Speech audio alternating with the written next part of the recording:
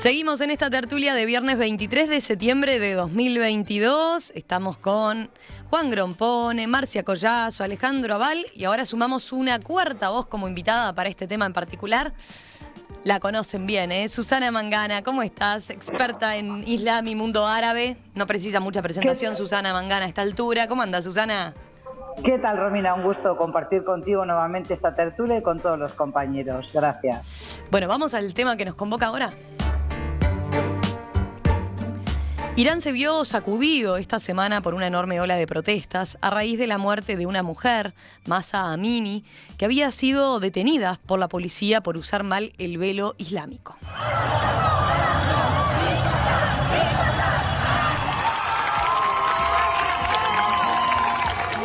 Algunas manifestantes desafiaron a las autoridades quitándose los velos y prendiéndole fuego o cortándose el pelo entre la multitud, según unas imágenes de video que se hicieron virales en las redes sociales. En las concentraciones, que ya dejaron 17 víctimas mortales, la policía usó gas lacrimógeno y efectuó arrestos para disipar las multitudes de hasta 1000 personas en decenas de ciudades. El enojo público estalló el viernes cuando se confirmó la muerte de Amini. La joven, de 22 años, había sido internada en estado de coma el martes de la semana pasada después de su detención llevada a cabo por la Policía Moral, un cuerpo que hace cumplir el código de vestimenta.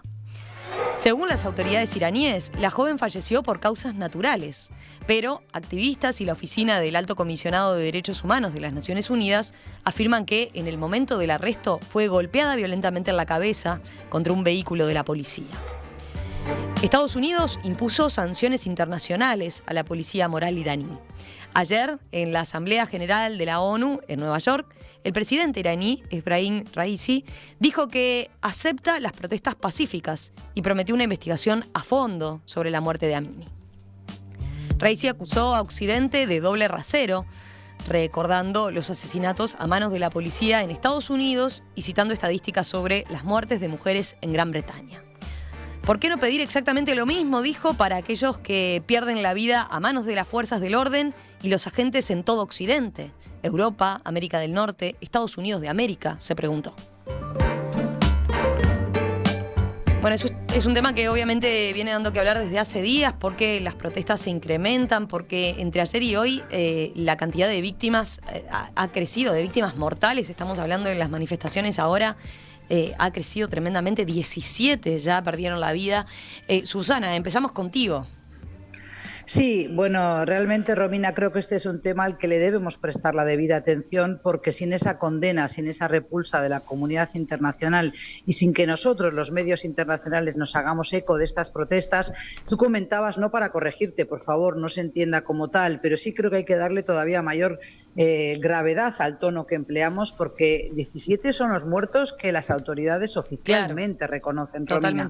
Pero hay más de una treintena. Anoche yo estaba siguiendo Noche de España, es decir, 5 horas por delante vuestro, digamos noche madrugada de Uruguay, ya había más de una treintena de muertos, pero es que además han muerto mujeres jóvenes que protestaban también quitándose el velo y quemándolo en la vía pública, con lo cual han sido disparadas en la cabeza, según algunas informaciones que han podido circular también en redes, y yo no tengo por qué sospechar que esta vez sea una patraña. Son personas a las que sigo hace mucho tiempo, académicos en el exilio, que denuncian los abusos no solo de esta institución que se llama la Patrulla para Prevenir el Vicio y Promover la Virtud. Ya con ese nombre, telita marinera, ¿no? En el siglo XXI, tener que hablar de una entidad que busca reeducar a las jóvenes, sobre todo a las mujeres y no tanto a los hombres, porque es gracioso que la mujer, por utilizar su melena, por lucir su melena al viento, está tentando al hombre. ¿Por qué no utilizan esa misma policía de la moral para reeducar, por ejemplo, a los hombres y que no se dejen incitar por la visión de una melena? Es decir, todo esto tiene múltiples lecturas que podremos hacer ahora en esta tertulia con los compañeros, pero primero que nada decir que las protestas son muy masivas y que no están ocurriendo solo en ciudades de Irán, sino que también en capitales europeas hay muchos ciudadanos que están en el exilio. Aquí en Madrid, por ejemplo, ayer ya había gente protestando frente a la embajada de Irán pidiendo vida, libertad, asadí, ¿no? Y sobre todo libertad para las mujeres y que se respete su vida, porque están siendo asesinadas por justamente protestar y pedir justicia para Mahsa Amini, una muchacha kurdo-iraní, con lo cual también hay otro componente étnico aquí y habrá que ver si la policía de alguna manera utilizó o abusó de su autoridad todavía más por el hecho de ser kurda, ¿verdad? Con lo cual son muchas interrogantes por ahora, pero es interesante, Romina y compañeros, que estas protestas han logrado galvanizar el dolor de la sociedad iraní como no lo habían hecho otras antes. Las protestas no es un fenómeno nuevo en la sociedad iraní, pero ciertamente estas, donde los jóvenes están mostrando su hartazgo por lo que es la rigidez de la moral impuesta por esa revolución islámica hace ya 43 años, creo que es por primera vez cuando la clase media y amplias franjas de la sociedad civil iraní están mostrando solidaridad con esta causa, sobre todo de las mujeres y de las adolescentes. Marcia, ¿vamos contigo? Bueno, cómo no. Sí, la verdad es que es terrible, ¿no? Este tema recurrente. Y yo he dicho ya algunas veces, bueno, tú me corregirás, por supuesto, Susana, pero yo he dicho muchas veces que el fundamentalismo, el fundamentalismo en general, ¿verdad?, más allá del régimen político religioso de Irán, que también es un tipo de fundamentalismo, al combinarse con el dogma, ya de por sí entraña en peligro. Pero si encima el dogma es un dogma tan rígido como el del Corán, y tan rígido especialmente para con la mujer, como ya señaló Susana, bueno, yo creo que el peligro se potencia mucho más. Y si a eso le agregamos, ¿no?, el ingrediente de, bueno, a ver, de las guerras de religión que ya hemos tenido en Occidente, bueno, todos sabemos, ¿verdad?, los enfrentamientos enormes que ha habido en el propio Occidente. Estoy hablando de, bueno, por supuesto de la Edad Media, la invasión musulmana a la península ibérica, y todos los bemoles que eso tuvo después, bueno, la ocupación de los turcos del mar Mediterráneo, el bloqueo, etcétera, etcétera. Esto se ha dado siempre en oleadas que pudiéramos decir que hasta son dialécticas. Ahora bien, ¿qué pasa después de la Segunda Guerra Mundial, ¿no?, cuando se empieza a configurar en el mundo un fenómeno de descolonización y de cierta apertura y de cierta tendencia a libertades, muy entre paréntesis? ¿Qué pasa con el mundo islámico? Bueno, va a haber de nuevo arremetidas contra ese mundo islámico, sobre todo de parte de Estados Unidos. Y esas cosas a la corta, ni siquiera a la larga, pasan factura en otros terrenos que no son meramente los militares y los políticos. Pasan factura en terrenos sociales, culturales, ideológicos y por supuesto en lo que nosotros llamamos derechos humanos, que evidentemente no cree en este momento ese tipo de fundamentalismo oriental, evidentemente no cree en esa fórmula de derechos humanos. Y si cree, se guarda de decirlo porque le tiene un gran desprecio y un gran recelo a Occidente, seguramente con cierta razón, pero eso no quita que ocurran estas atrocidades. Entonces, yo lo que me planteo es cómo salimos de este atolladero como humanidad, ¿no?, que también buena culpa la tiene Occidente, a través de esas guerras, a través de esas invasiones, incluso peor aún, a través del mal uso de los derechos humanos como mero pretexto para intervenir. Así que realmente yo no sé qué nos aguarda de hoy en adelante, pero estas cosas nos comprometen a todos como humanidad, ¿no? Juan, Alejandro. Bueno, dale, Juan.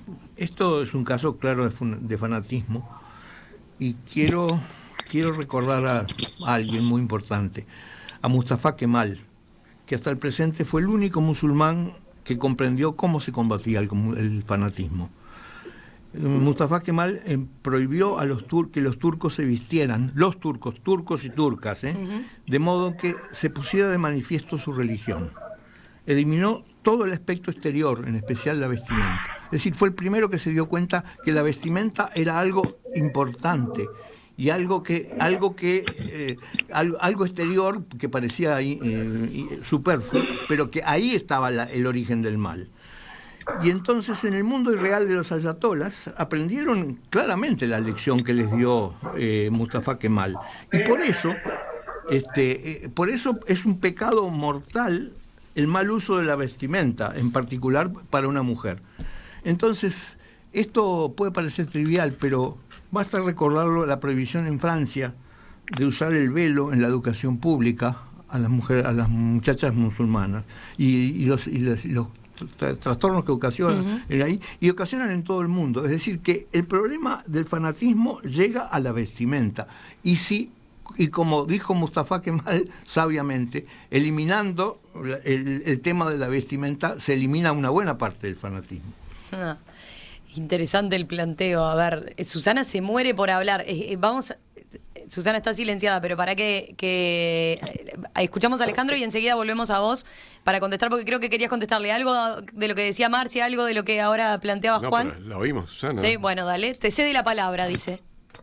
No, a ver, intentaré ser breve porque sé que hay otros compañeros, pero este tema sabéis que es lo que estudio a diario. Claro. Entonces creo que si bien coincido con muchas de las apreciaciones de mis compañeros contertulios, creo que el problema no lo podemos solo mirar desde el punto de vista del fanatismo o remontarnos a lo que se llama ahora la invasión, como decía Marcia, a la península ibérica de los musulmanes, porque recordemos también que en la cristiandad no trató mejor a las mujeres, y de hecho el vestir con recato y con modestia es una precisión y una exigencia que cualquiera de las religiones, tanto las monoteístas como también otras tradiciones filosóficas y de fe, también le exigen a la mujer. Yo creo que el problema hoy en Irán tenemos que entender que hay un hartazgo de esa sociedad que está diciendo alto y claro basta ya a los ayatolás, y también en el seno de la política y dentro también del régimen iraní no hay una voz única. Es decir, esta idea de perseguir a las personas en la calle por si lucen la vestimenta adecuadamente o no, y de que se está tentando al diablo y por tanto la mujer está tentando como Eva tentó a Adán, todo eso, los propios iraníes están en contra de ello. También hay que evitar y simplificar las cosas diciendo, bueno, es que realmente es todo la vestimenta, el fanatismo. Yo creo que esto a veces denota cierto feminismo ilustrado, académico, desde Occidente, que no respeta que haya mujeres, por ejemplo, que se digan a sí mismas feministas, activistas por la causa de la mujer, y en cambio quieran seguir reivindicando el uso del velo como una seña de identidad. Es decir, aquí cabría hablar de varios feminismos frente al Islam y frente a los cuerpos de las mujeres, y sobre eso hay mucho para decir, pero hoy en Irán la sociedad iraní está realmente dispuesta a sufrir las consecuencias de enfrentarse a la policía de la moral, pero también a las fuerzas de seguridad. Han muerto milicianos musulmanes espontáneos, que de espontáneos no tienen nada, porque ahora sí los jóvenes han aprendido desde el 2019, cuando se saldaron las protestas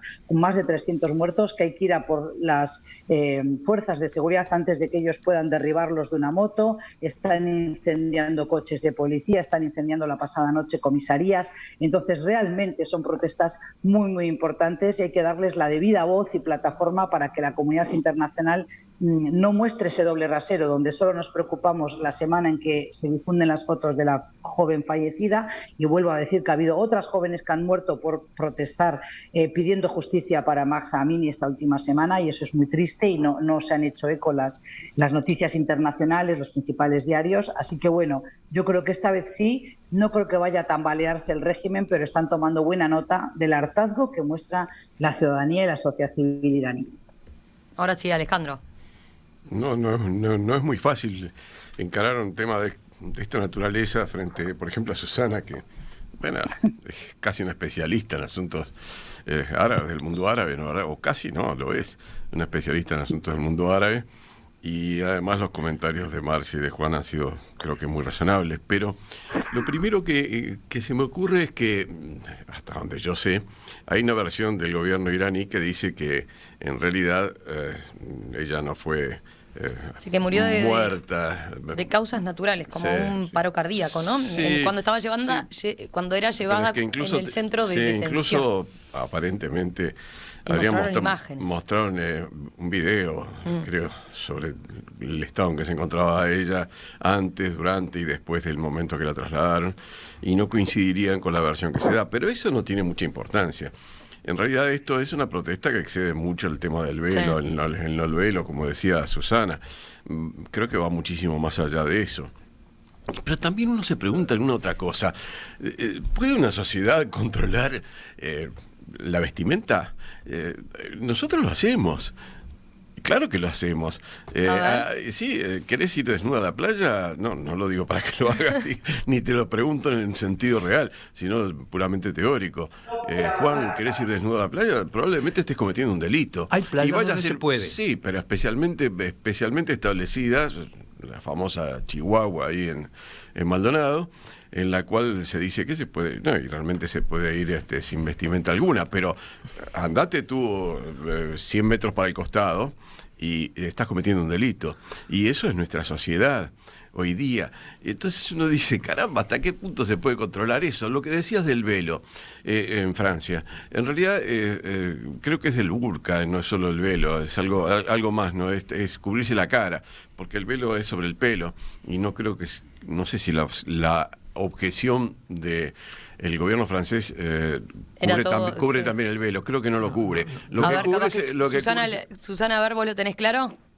¿Cuál es? Sí, lo tengo claro, sí, claro. Desde el 2004 que surgió una ley que se llamó de símbolos religiosos para prohibir no solo a la mujer musulmana lucir una prenda que le cubriera completamente la cara. El uso del hijab, el velo a 3 puntas que permite ver el rostro de la persona, sí se permite en toda Europa, no se ha prohibido. Lo que sí se ha prohibido es el ocultar todo el rostro, ¿verdad? Se prohibió el burka en Francia, se intentó hacer en Bélgica, también en España, donde, por cierto, no prosperó esa medida. Pero después, si me permitís, sería bueno que planteemos, porque más allá de si la joven estaba enferma o no, ese vídeo puede haber sido editado, porque pasó mucho tiempo desde que la joven fue llevada al hospital, 3 días, desde que fue arrestada hasta que acaba muerta, ¿verdad?, en el hospital, tuvieron tiempo de editar las imágenes. Lo importante aquí es plantearnos, ¿al lugar realmente es de recibo que en el siglo XXI en un país exista una fuerza de la prevención del vicio y de la protección de la moral de la juventud y de la sociedad? Eso es lo que tenemos que condenar, ¿verdad? Y también hay que recordar que Irán es un caso extremo.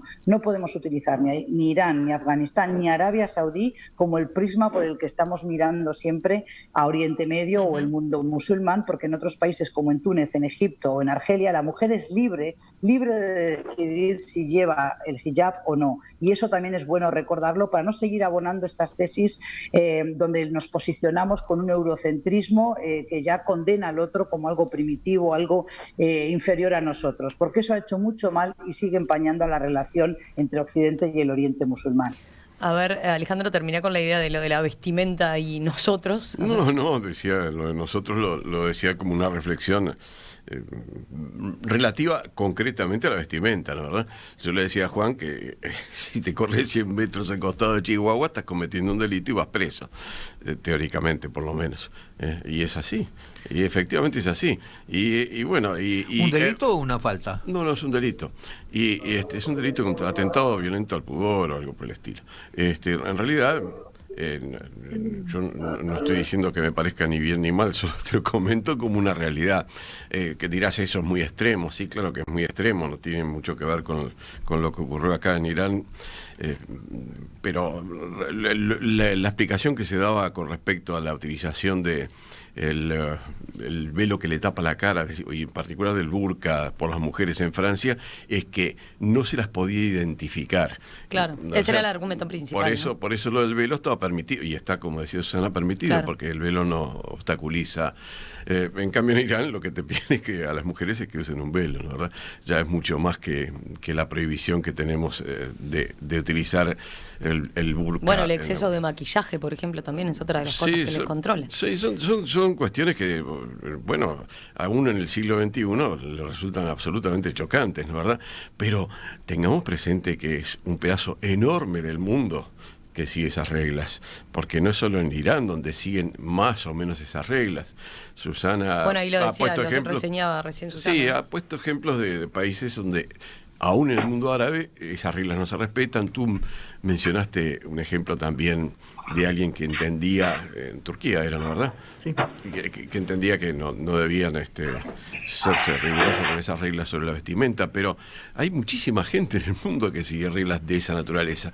Lo que resulta absurdo, lo que más indigna, es que haya ocurrido el episodio que aparentemente ocurrió, de que la mujer esta la terminaron matando por violar ese tipo de reglas sobre la vestimenta.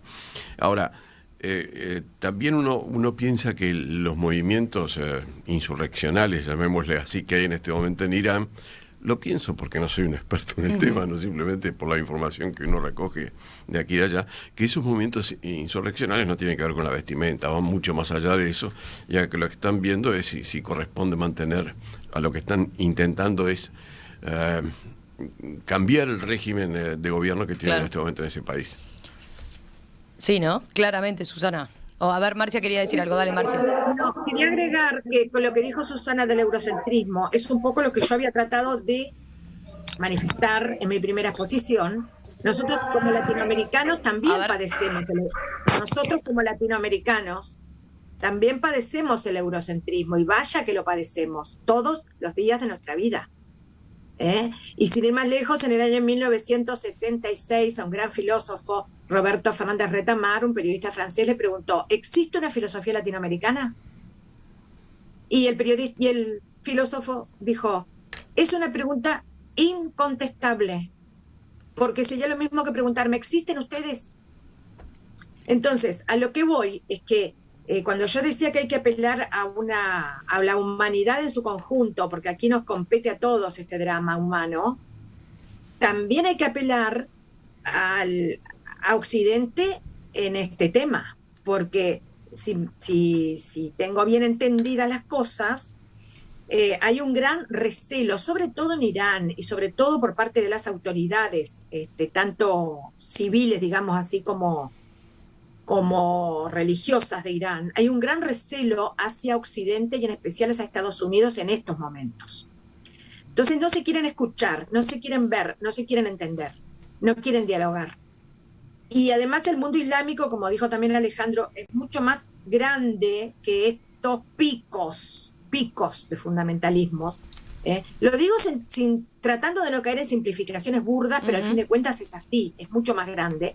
Y aún así, todo el mundo islámico, digamos, en su conjunto, sigue, me parece a mí, en una relación de franco deterioro del diálogo con Occidente. Y a eso es lo que tenemos que apuntar, porque si no, ¿cómo podemos hablar de derechos humanos a escala mundial? No podemos. A ver, ¿alguien quiere hacer algún comentario en torno a lo que decía Marcia? Bueno, yo creo que... U otro. Juan, a ver. Creo que Europa no es tan uniforme como parece, porque las costumbres en Suecia o en Dinamarca son completamente distintos que en el sur de Europa, ¿no? Es decir, respecto, por ejemplo, yo recuerdo el escándalo de las películas de Bergman en los años 50, por ejemplo, cuando llegaban a todos los demás países, a los países que no eran escandinavos. Es decir, que yo lo que creo, reivindico, es que el tema de la vestimenta no es un tema indiferente, es decir, es un tema delicado y es una fuente de represión muy importante. A ver, Susana, tus últimos comentarios, ya vamos cerrando. Sí, sin duda, claro, es a través del control de los cuerpos, sobre todo de las mujeres, ¿no? Y del cuerpo de la mujer como el que va a ser el objeto de deseo y de tentación hacia el hombre, que se emplea esta violencia, y no solo en Irán, sino también, como dije, en Afganistán hoy, impidiendo a las niñas. Recordemos que las niñas en Afganistán no pueden acudir a la secundaria, pero llevándolo también al terreno de lo que hablaba.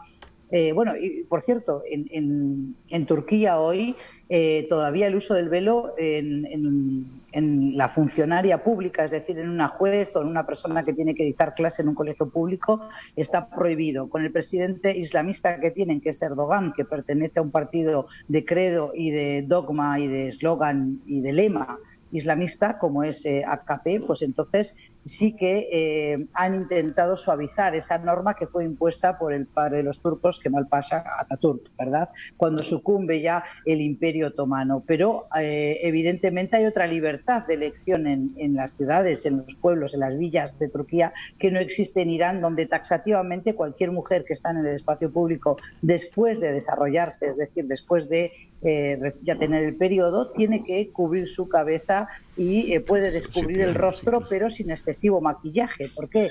Porque es un sinsentido. Si te tienes que cubrir la cabellera como parte de tu erotismo femenino, también tienes que no usar maquillaje, o por lo menos que no sea demasiado evidente, para no seguir tentando al hombre. Pero volviendo al tema de Occidente, también estoy de acuerdo con Marcia en que debemos ser mucho más críticos, sobre todo las grandes potencias, ¿no? Porque una vez que luego tienen que sentarse a firmar y renegociar cómo pasar página y volver a firmar un acuerdo nuclear con Irán, yo estoy segura de que este tema no va a ser un elemento de presión a las autoridades iraníes. Y es ahí donde cometemos hipocresía, donde caemos en actos de medidas de doble rasero. Por un lado, nos escandalizamos porque mueren las muchachas cuando van en custodia policial por una insignificancia como es si llevaba el velo bien colocado o no, que no es insignificante para ellas y aquel país, pero sin embargo luego nos olvidamos de eso cuando nos interesan otras cuestiones como es la bendita geopolítica, que es lo que normalmente ha pasado siempre y sigue pasando lamentablemente.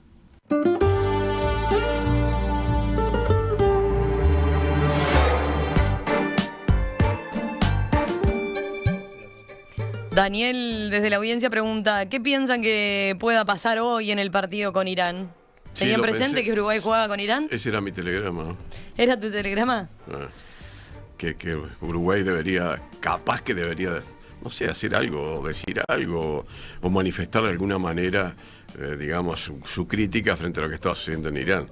Quizás al final del partido, no sé, o con alguna camiseta que diga algo, yo qué sé. ¿Y hacer de 5 goles, qué tal? Bueno, eso también. Y es ahora nomás, porque a la una nos queda un ratito.